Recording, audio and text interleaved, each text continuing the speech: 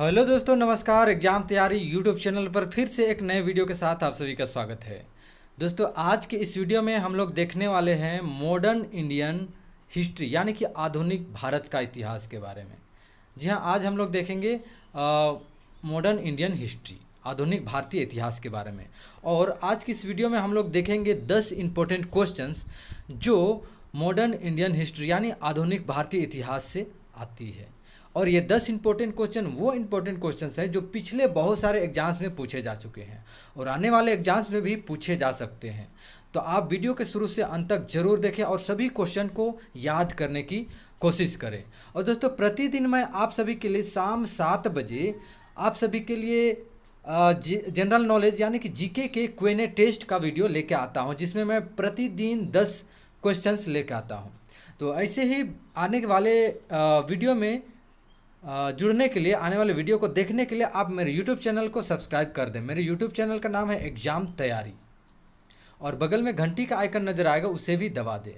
और दोस्तों, अगर आप इस वीडियो का जो क्वेश्चन है उसका PDF पाना चाहते हैं तो आप मेरे WhatsApp ग्रुप ज्वाइन कर सकते हैं और टेलीग्राम चैनल ज्वाइन कर सकते हैं। मैं वहाँ पे आपको PDF का डाउनलोड लिंक दे दूंगा। और अगर आप मेरे WhatsApp ग्रुप ज्वाइन करना चाहते हैं या टेलीग्राम चैनल ज्वाइन करना चाहते हैं तो आपको डिस्क्रिप्शन में उसका लिंक मिल जाएगा, वहाँ से आप मेरे WhatsApp ग्रुप ज्वाइन कर सकते हैं या टेलीग्राम चैनल ज्वाइन कर सकते हैं। चलिए हम लोग क्वेश्चन की ओर चलते हैं और पहला क्वेश्चन देखते हैं। पहला क्वेश्चन क्या कहता है? पहला क्वेश्चन यहाँ पर है। पहला क्वेश्चन कहता है, अंग्रेजी संसद में भारत सरकार अधिनियम कब पारित हुआ? अंग्रेजी संसद में भारत सरकार अधिनियम कब पारित हुआ? यहाँ पे आपको 4 ऑप्शन दिया जा रहा है, 1852, 1856, 1858 और 1860। तो अंग्रेजी संसद में भारत सरकार अधिनियम कब पारित हुआ था? तो ये पारित हुआ था 1858 में। जी हाँ, ऑप्शन नंबर सी आपका सही जवाब हो जाएगा। 1858 में अंग्रेजी संसद में भारत सरकार अधिनियम पारित हुआ था। याद रखिएगा, बहुत ही इंपॉर्टेंट क्वेश्चन है। पिछले बहुत सारे एग्जाम्स में ये क्वेश्चन पूछे जा चुके हैं। अगला सवाल है, भारतीय राष्ट्रीय कांग्रेस का 1896 का अधिवेशन निम्नलिखित में से किसके लिए विख्यात है? दोस्तों, यहाँ पे क्वेश्चन पूछा जा रहा है, भारतीय राष्ट्रीय कांग्रेस 1896 का अधिवेशन निम्नलिखित में से किसके लिए विख्यात है? यहाँ पे आपको 4 ऑप्शन है। पहली बार राष्ट्रगान गाया गया, पहली बार राष्ट्रीय गीत गाया गया, पहली बार तिरंगा लहराया गया या इनमें से कोई नहीं। तो क्या है, निम्नलिखित में से किस लिए विख्यात है? तो इसका जवाब हो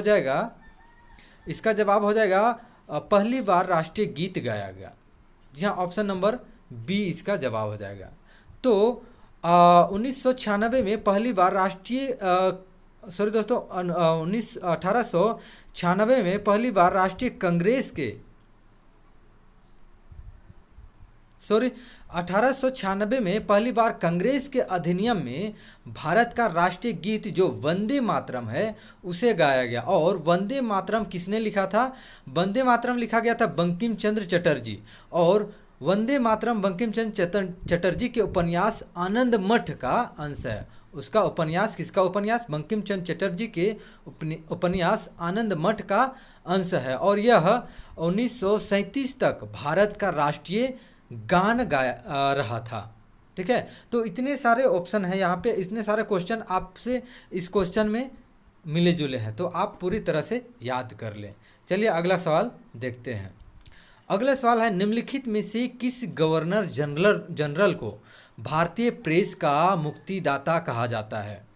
यहाँ क्वेश्चन पूछता है, निम्नलिखित में से किस गवर्नर जनरल को भारतीय प्रेस का मुक्तिदाता कहा जाता है?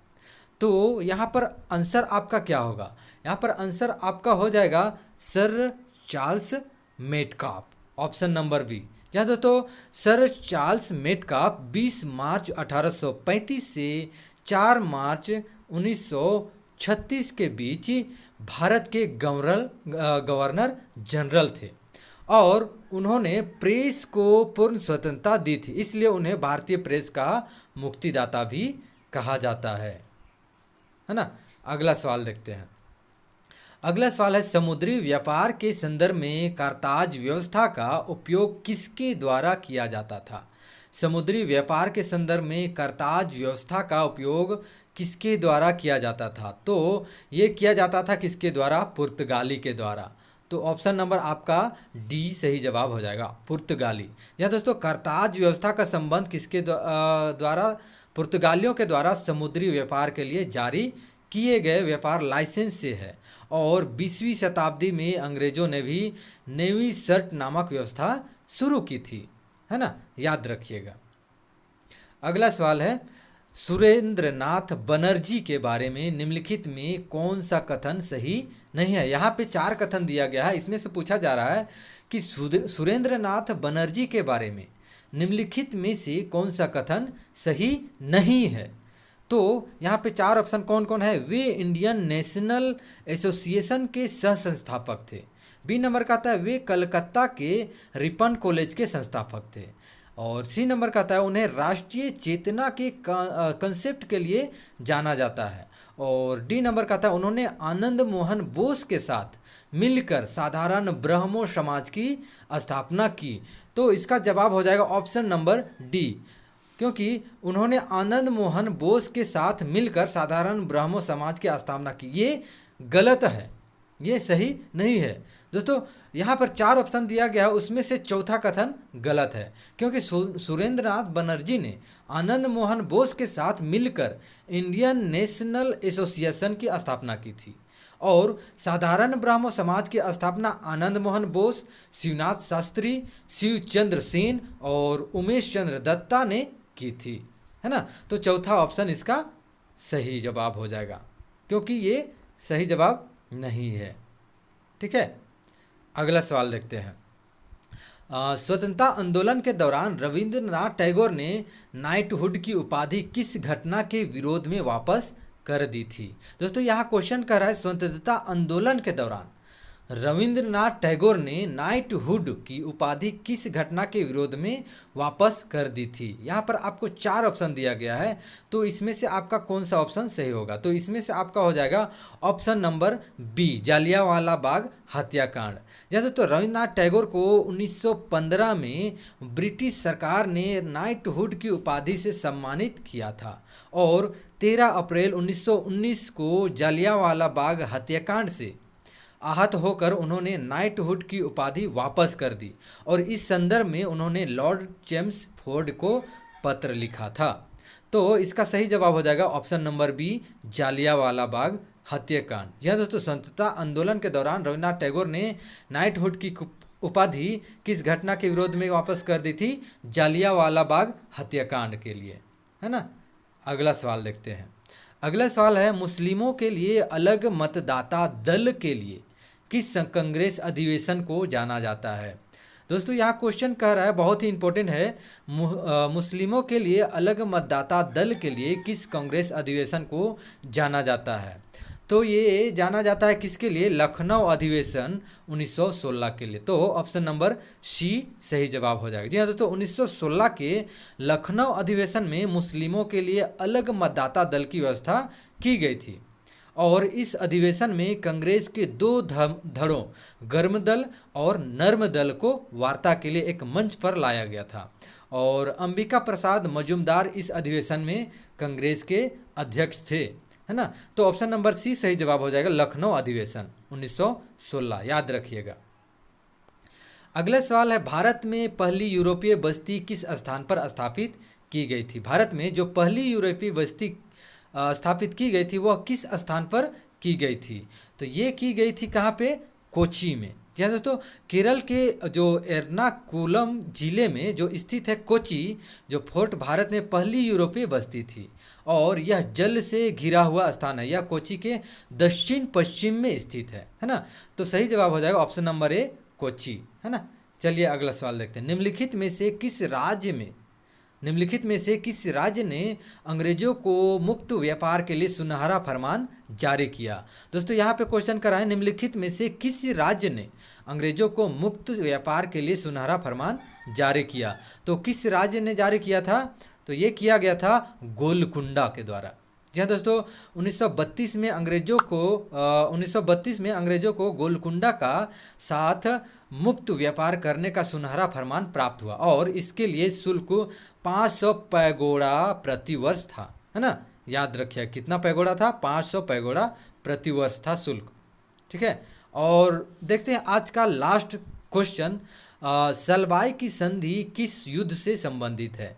दोस्तों यहाँ पे क्वेश्चन कर रहा है सलबाई की संधि, जो सलबाई की संधि हुई थे वह किस युद्ध से संबंधित है। तो ये संबंधित है किससे, प्रथम आंग्ल मराठा युद्ध, प्रथम आंग्ल मराठा युद्ध, ऑप्शन नंबर बी। जी हाँ दोस्तों, प्रथम आंग्ल मराठा युद्ध के बाद 17 मई 1782 को सलबाई की संधि पर हस्ताक्षर किए गए थे, और इस संधि पर मराठा साम्राज्य के प्रतिनिधियों और ब्रिटिश ईस्ट इंडियन कंपनी के प्रतिनिधियों द्वारा हस्ताक्षर किए गए थे, है ना। इस संधि के द्वारा अंग्रेजों ने सल, सेत और ब्रोच पर अपना नियंत्रण कायम रखा था। तो ये थे आज के वीडियो के 10 इंपॉर्टेंट क्वेश्चन।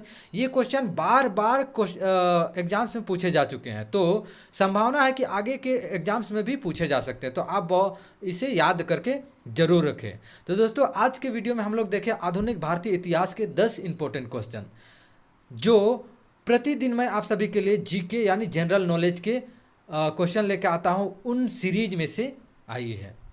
तो आप अगर ऐसे ही आने वाले वीडियो का नोटिफिकेशन पाना चाहते हैं तो आपके लिए मैं प्रतिदिन शाम को 7 बजे वीडियो अपलोड करता हूं। अगर आप उसका नोटिफिकेशन पाना चाहते हैं तो आप मेरे यूट्यूब चैनल को सब्सक्राइब कर दें और बेल आइकन को जरूर दबा दें। दोस्तों इस चैनल में मैं आप सभी के लिए मैथ का भी वीडियो लेके आने वाला हूं, और प्रतिदिन सुबह में आपको करंट अफेयर्स के वीडियो भी प्रोवाइड करने वाला। तो आप मेरे YouTube चैनल से ज़रूर जुड़े ताकि आप अपना तैयारी बहुत अच्छे ढंग से कर सकें और आप एग्ज़ाम्स क्रैक कर सकें। ठीक है, और फिर से एक बार बता देना चाहता हूं कि अगर आप PDF फाइल पाना चाहते हैं तो आप मेरे WhatsApp ग्रुप ज्वाइन कर सकते हैं और टेलीग्राम चैनल भी ज्वाइन कर सकते हैं। वहाँ पर मैं PDF डाउनलोड लिंक प्रोवाइड कर दिया करूँगा, है ना। अगर आप WhatsApp ग्रुप ज्वाइन करना चाहते हैं, कहाँ से करें आपको पता नहीं चल रहा है, तो आप डिस्क्रिप्शन में जाए, वहाँ पर मैं व्हाट्सएप ग्रुप का लिंक और टेलीग्राम चैनल का लिंक दे दूंगा। वहाँ से आप मेरे व्हाट्सएप ग्रुप और टेलीग्राम चैनल ज्वाइन कर सकते हैं। ठीक है, तो आगे की वीडियो में फिर से 10 क्वेश्चन के साथ फिर से मिलेंगे। तब तक के लिए अपना तैयारी बहुत अच्छे ढंग से करें, इन 10 क्वेश्चन को एकदम याद करके रखें, है ना, ताकि आगे आपको दिक्कत ना हो। तो चलिए आगे की वीडियो में फिर से मिलेंगे, तब तक के लिए अपना ख्याल रखें। जय हिंद।